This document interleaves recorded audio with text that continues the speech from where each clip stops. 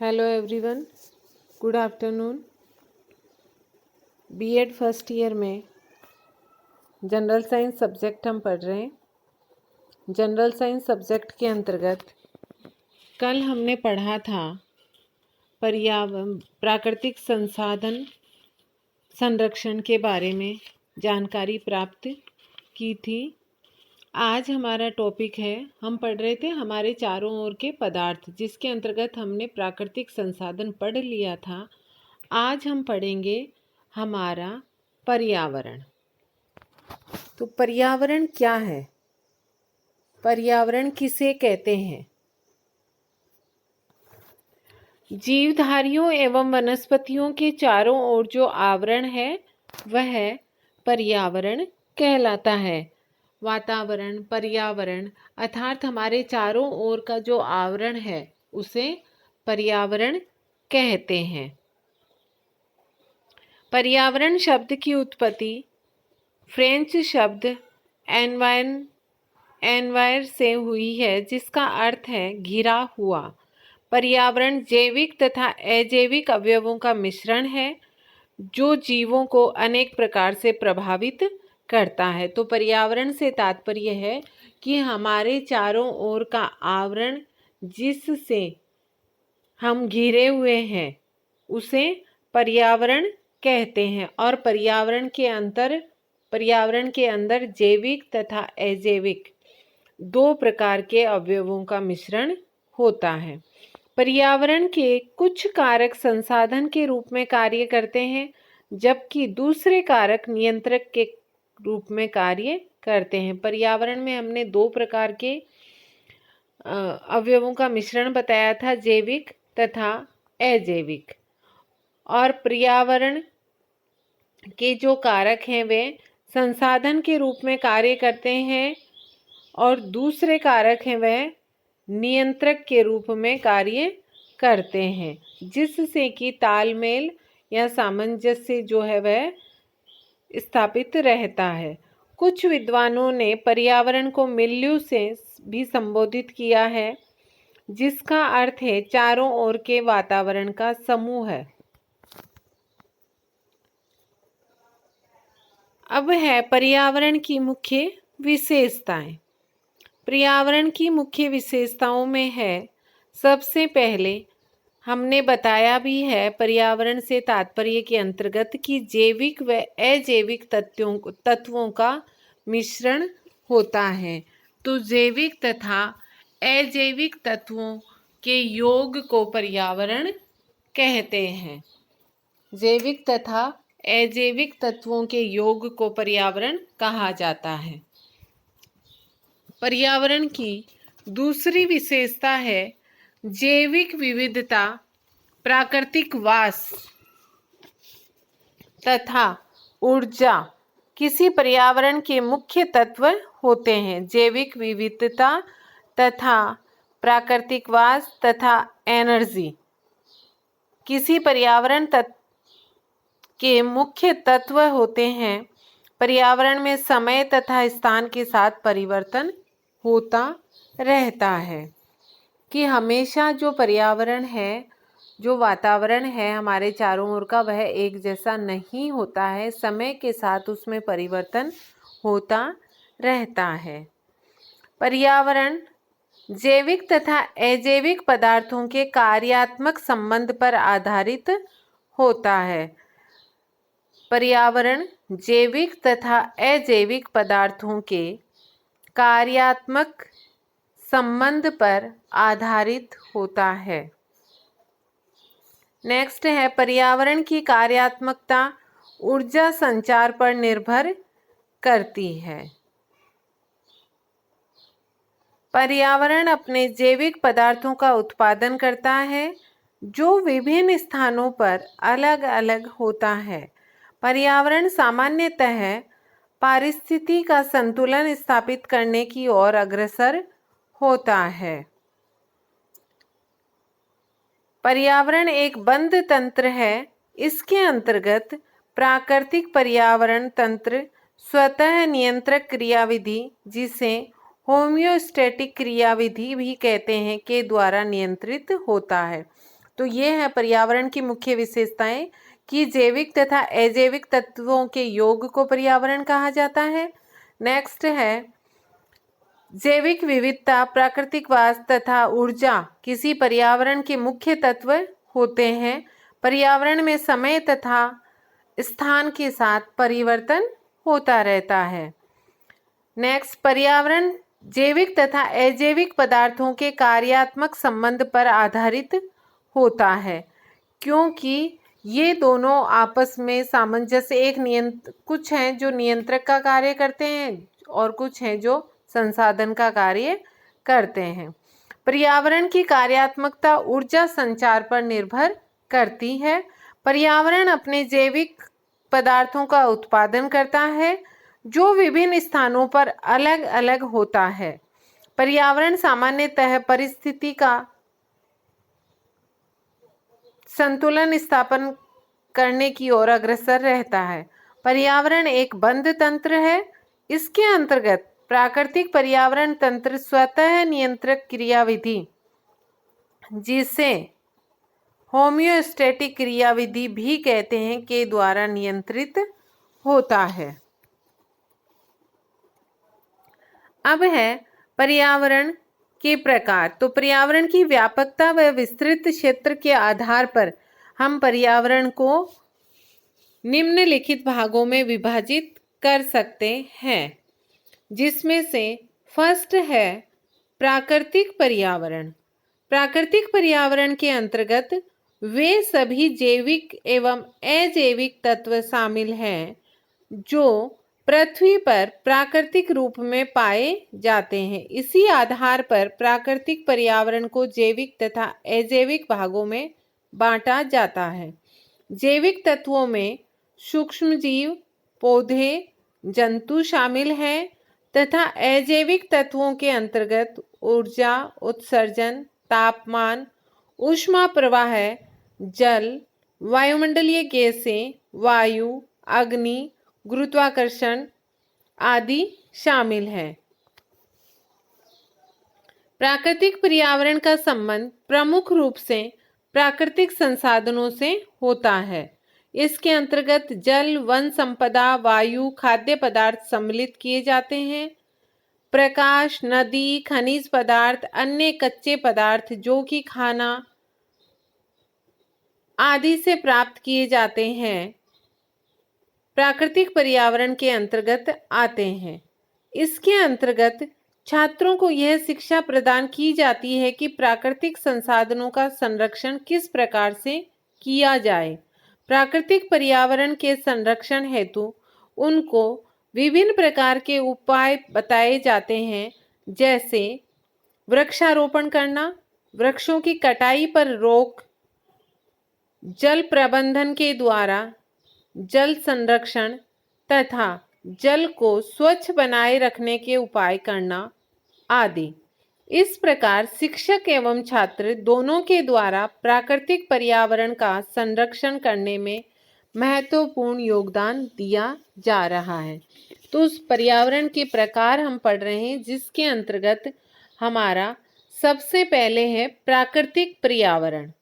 तो प्राकृतिक पर्यावरण का संबंध मुख्यतः प्राकृतिक संसाधनों से होता है। और प्राकृतिक संसाधन कौन कौन से होते हैं? जल, वायु, खाद्य पदार्थ, वन संपदा, नदी, प्रकाश, खनिज पदार्थ, कच्चे पदार्थ जो कि खानों से प्राप्त किए जाते हैं आदि प्राकृतिक पर्यावरण के अंतर्गत आते हैं। क्योंकि सामान्य रूप से ये देखा जाता है कि मानव अपनी स्वार्थ पूर्ति हेतु प्राकृतिक संसाधनों का दोहन करता है। इससे प्राकृतिक संसाधनों का वास्तविक स्वरूप है वो नष्ट होता जा रहा है। प्राकृतिक संसाधन धीरे धीरे कम होते जा रहे हैं, जिसकी वजह से प्रकृति में असंतुलन उत्पन्न होता जा रहा है। कल भी हमने पढ़ा था कि प्राकृतिक जो संसाधन हैं उनका दोहन अत्यधिक हो रहा है और जिसका परिणाम ये हो रहा है कि प्रकृति में असंतुलन की स्थिति उत्पन्न हो रही है। इससे अनेक प्रकार की प्राकृतिक आपदाएं आ रही हैं। जैसे औद्योगिकरण से वायु एवं जल प्रदूषण होना, बाढ़ से अनेक प्रकार की राष्ट्रीय संपदा का नष्ट होना, सुनामी आना, तूफान आना, भूकंप आना आदि, ये जो आपदाएं हैं ये किस कारण हो रही हैं? ये प्रकृति में असंतुलन हो रहा है, उसका ही परिणाम है कि कहीं पर अकाल होता है, कहीं पर बाढ़ आ रही है, कहीं पर सुनामी आ रही है। तो प्राकृतिक पर्यावरण के अंतर्गत स्टूडेंट्स को ये शिक्षा दी जाती है कि प्राकृतिक संसाधनों का संरक्षण किस प्रकार से किया जाए और उसके उपायों के बारे में बताया जाता है। सेकंड हमारा है सामाजिक पर्यावरण। सामाजिक पर्यावरण के अंतर्गत घर परिवार का वातावरण, विद्यालय का वातावरण, समाज का वातावरण तथा राष्ट्र का वातावरण सम्मिलित किया जाता है। प्राकृतिक पर्यावरण के अंतर्गत था कि जो प्राकृतिक संसाधन हैं उन्हें प्राकृतिक पर्यावरण के अंतर्गत शामिल किया जाता है। और सामाजिक पर्यावरण के अंतर्गत घर परिवार का वातावरण, सामाजिक पर्यावरण जैसा कि नाम से ही प्रतीत है कि समाज से जुड़ा हुआ, समाज में क्या क्या आएगा? घर परिवार, विद्यालय, समाज का वातावरण जहाँ हम रहते हैं, हमारे आसपास का वातावरण, राष्ट्र का वातावरण, ये सामाजिक पर्यावरण के अंतर्गत सम्मिलित किया जाता है। विद्यालय वातावरण के अंतर्गत शिक्षक छात्र संबंध के बारे में विचार किया जाता है कि छात्र का शिक्षक के प्रति क्या कर्तव्य है तथा छात्र के कौन कौन से अधिकार हैं। छात्र द्वारा अपने अधिकारों को प्राप्त करते हुए कर्तव्यों का पालन करने के लिए विद्यालय का वातावरण उपयुक्त होना चाहिए। तो सामाजिक वातावरण के अंतर्गत घर परिवार, विद्यालय, समाज, राष्ट्र के वातावरण को सम्मिलित किया जाता है। विद्यालय वातावरण के अंतर्गत शिक्षक छात्र संबंध के बारे में विचार किया जाता है, क्योंकि वहां पर कौन होते हैं? शिक्षक होते हैं और शिक्षण प्राप्त करने के लिए आए हुए विद्यार्थी होते हैं। तो छात्र शिक्षक संबंध के बारे में विचार किया जाता है कि छात्र का शिक्षक के प्रति क्या कर्तव्य है और छात्र के अधिकार क्या क्या हैं। तो छात्र द्वारा अपने अधिकारों को प्राप्त करते हुए कर्तव्यों का पालन करने के लिए विद्यालय का वातावरण उपयुक्त होना चाहिए। शिक्षक का दायित्व भी विद्यालय पर्यावरण के अंतर्गत निश्चित किया जाता है। शिक्षक का दायित्व है कि बालक के सर्वांगीण विकास के लिए संपूर्ण सुविधाओं को उपलब्ध कराने में उसे अपनी रचनात्मक भूमिका का निर्वहन करना चाहिए। घर परिवार के वातावरण में प्रमुख भूमिका माता पिता की होती है। हमने अभी पढ़ा विद्यालय का वातावरण, तो विद्यालय में किसका रोल होता है? टीचर और स्टूडेंट होते हैं। तो टीचर और स्टूडेंट के मध्य के संबंध के बारे में विचार किया जाता है कि स्टूडेंट के कर्तव्य क्या हैं और उसके अधिकार क्या है, और इसके लिए वहाँ का वातावरण है वह उपयुक्त होना चाहिए। वहाँ पर अच्छा वातावरण होना चाहिए, वहाँ का वातावरण अच्छा होना चाहिए जिससे कि स्टूडेंट का सर्वांगीण विकास वहाँ पर हो और वह अपने अधिकारों के साथ साथ अपने कर्तव्यों का अच्छे तरीके से पालन कर सके। दूसरा है कि घर परिवार का वातावरण। तो घर परिवार के वातावरण में भूमिका किसकी होती है? माता पिता की। इस पर्यावरण को सकारात्मक रूप प्रदान करने में माता पिता को अपने बालकों को उचित संबंधों के निर्वहन में, मानवीय गुणों के विकास करने में तथा उच्च नागरिक के गुणों का विकास करने में अपनी भूमिका का निर्वाह करना चाहिए। स्कूल में था कि बालक का सर्वांगीण विकास हो, इसके लिए शिक्षक को अपनी भूमिका का निर्वहन अच्छे से करना चाहिए। और घर परिवार में है कि बालकों में मानवीय गुणों का विकास हो, उच्च नागरिक के गुणों का विकास हो, उसके लिए माता पिता को अपनी भूमिका का निर्वाह करना चाहिए, क्योंकि घर परिवार से ही पर्यावरणीय आदतों को सीखकर बालक विद्यालय में प्रवेश करता है। जब हम बाल विकास का अध्ययन कर रहे थे तो बाल विकास के अंतर्गत आता है कि घर परिवार आसपास का विद्यालय का जैसा वातावरण होता है, बालक का उसी प्रकार का विकास होता है। बालक के विकास पर इन सभी के वातावरण का प्रभाव पड़ता है। तो बालक की जो प्रथम पाठशाला है वो घर होता है, क्योंकि घर से ही सीखकर बालक विद्यालय में जाता है। यदि घर में बड़ों का आदर सम्मान नहीं किया जाता है, आपस में लड़ाई झगड़े का वातावरण रहता है, कोई एक दूसरे की हेल्प नहीं करता है, एक दूसरे के साथ एडजस्ट नहीं होता है, नैतिकता के गुणों का विकास नहीं होता है, तो वह उन्हीं गुणों को लेकर विद्यालय में जाएगा और वहां पर वह सामंजस्य या वहां पर वह समायोजन स्थापित नहीं कर सकेगा।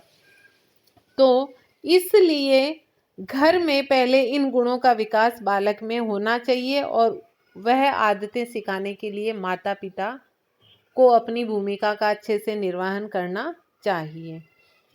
समाज का वातावरण, तो समाज के प्रतिष्ठित व्यक्तियों का दायित्व होता है कि समाज का पर्यावरण इस प्रकार का रखें जिससे बालक में सद्गुणों का विकास हो तथा दुर्गुणों का उन्मूलन हो, क्योंकि समाज का वातावरण भी बालक के विकास पर इफेक्ट डालता है कि समाज का जैसा वातावरण होगा वहां पर उच्च विचार होंगे, वहां पर अंधविश्वासों को महत्व नहीं दिया जाएगा, वहां पर रूढ़िवादिता नहीं होगी, वहां पे अच्छे विचारों को, बालकों को आगे आने का लिए उनकी बातों का सम्मान किया जाएगा, उन्हें आगे आने का मौका दिया जाएगा, तो उनमें विकास है वो अच्छे ढंग से होगा। तो समाज के प्रतिष्ठित लोगों का ऐसा दायित्व है कि वह समाज में इस प्रकार की व्यवस्था होनी चाहिए कि बालक में सद्गुणों का विकास हो और बुरे गुणों का उन्मूलन हो। फिर है कि राष्ट्र का वातावरण, तो राष्ट्रीय वातावरण के लिए राष्ट्रीय स्तर पर तथा प्रादेशिक स्तर पर सरकार द्वारा इस प्रकार की व्यवस्था होनी चाहिए जिससे मानवीय मूल्यों का विकास हो तथा मूल्यों के पतन को रोका जा सके। राष्ट्रीय स्तर पर क्या होना चाहिए कि सरकार की इस प्रकार की व्यवस्था होनी चाहिए जिससे कि मानवीय मूल्यों का विकास हो तथा मूल्यों के पतन को रोका जा सके। अतः हम पढ़ रहे थे सामाजिक पर्यावरण। अतः सामाजिक पर्यावरण के सकारात्मक रूप से ही देश के लिए उच्च योग्यता वाले नागरिकों का निर्माण किया जा सकता है। इस कार्य में समाज, राष्ट्र, विद्यालय एवं परिवार द्वारा महत्वपूर्ण भूमिका का निर्वहन किया जा सकता है, क्योंकि सामाजिक पर्यावरण के अंतर्गत ही उसमें मानवता, उसमें सामाजिकता, नैतिकता का विकास होता है, जो कि एक अच्छे नागरिक के गुण होते हैं। अतः सामाजिक पर्यावरण के सकारात्मक रूप से ही देश के लिए उच्च योग्यता वाले नागरिकों का निर्माण किया जा सकता है। थर्ड है सांस्कृतिक पर्यावरण। सांस्कृतिक पर्यावरण के अंतर्गत राष्ट्र एवं समाज की संस्कृति के तत्वों को समाहित किया जाता है। इसके अंतर्गत समाज के नियम, परंपराएं, सांस्कृतिक कार्यक्रम, सामाजिक कार्यक्रम, मानवों के परस्पर संबंध, नैतिक विकास, सांस्कृतिक विकास आदि आते हैं। तो सांस्कृतिक पर्यावरण के अंतर्गत क्या क्या आता है? सांस्कृतिक पर्यावरण के अंतर्गत राष्ट्र एवं समाज की संस्कृति के तत्वों को समाहित किया जाता है। समाज के नियम, समाज की परंपराएं, सांस्कृतिक कार्यक्रम, सामाजिक कार्यक्रम, मानवों में आपस में संबंध, नैतिक विकास, मानवीय विकास, सांस्कृतिक विकास आदि आते हैं। प्रत्येक राष्ट्र एवं समाज अपनी संस्कृति का संरक्षण करना चाहता है। इस कार्य में विद्यालय एवं शिक्षक की महत्वपूर्ण भूमिका होती है। सांस्कृतिक पर्यावरण की सुरक्षा करते समय हमको यह ध्यान रखना चाहिए कि आवश्यकता के अनुसार सांस्कृतिक परिवर्तन भी होने चाहिए। भारतीय संस्कृति में नैतिकता व मानवता को महत्व दिया जाता है। इसके संरक्षण के अंतर्गत हमको ध्यान देना चाहिए कि हमारी एकता एवं अखंडता की रक्षा करने में हमारी मानवता एवं नैतिकता सहायता के रूप में कार्य करे। इसलिए समाज के प्रत्येक नागरिक का दायित्व होता है कि उसको समाज में स्वस्थ परंपराएं विकसित करनी चाहिए, जिससे एकता व अखंडता बनी रहे, जिससे समाज का विकास विश्व स्तरीय सभ्यता के रूप में हो सके। अतः विद्यालय एवं समाज में इस प्रकार के कार्यक्रमों का आयोजन होना चाहिए जिससे जाति पाति का भेदभाव समाप्त हो, स्त्री पुरुष को समाज में समान अधिकार प्राप्त हो, सती प्रथा पर रोक लगे, विधवा विवाह को प्रोत्साहन मिले तथा सांस्कृतिक मूल्यों की रक्षा हो सके। अतः सांस्कृतिक पर्यावरण के विकास में विद्यालय, समाज एवं राष्ट्र की महत्वपूर्ण भूमिका होती है।